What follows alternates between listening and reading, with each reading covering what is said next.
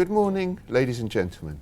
Welcome to the FT headquarters for the latest in our expert series of interviews about the future of investment management.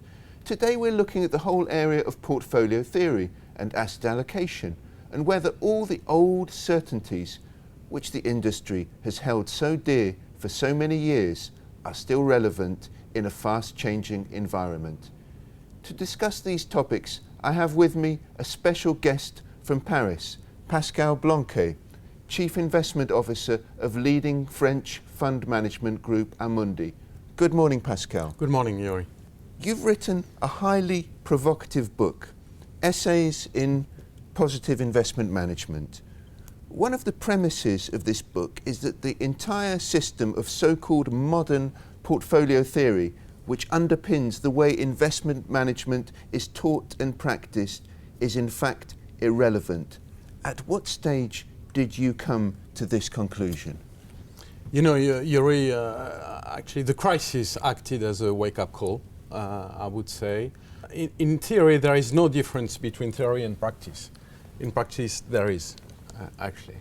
And there are many elements in the investment space that can be considered as a fairy tale or a story for children.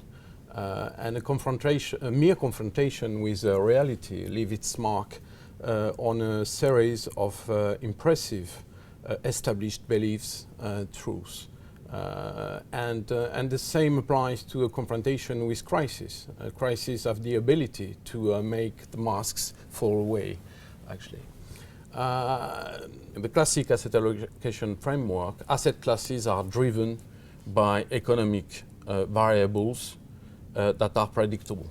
And you spend a lot of time, money, and resources trying to predict macroeconomic variables. But it's not effective in my view. We should see things differently in a different framework in which risk factors are driven and polarized by macroeconomic variables for which asset classes are proxies or edges. Mm. So how important have the actions of the US Fed and the European Central Bank been to chief investment officers such as yourself when we're defining how to act in this new normal? The first point I would like to make about central banks is that there is a change in DNA at work.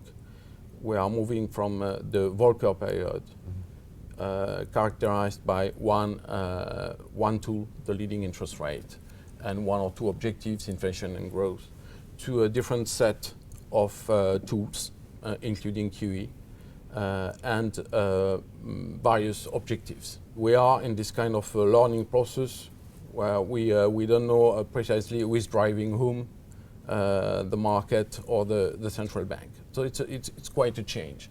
The second remark is that asset prices have become a part of the monetary policy equation, and they are to an extent over-determined.